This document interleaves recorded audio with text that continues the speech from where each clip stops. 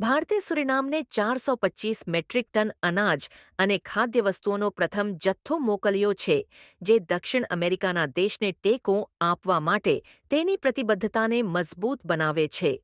આ પહેલ ભારતના વ્યાપક સામાજિક કલ્યાણ કાર્યક્રમનો ભાગ છે, જે બંને દેશો વચ્ચેના રાજનૈતિક અને સાંસ્કૃતિક સંબંધોને મજબૂત બનાવવાના ઉદ્દેશ્ય ધરાવે છે.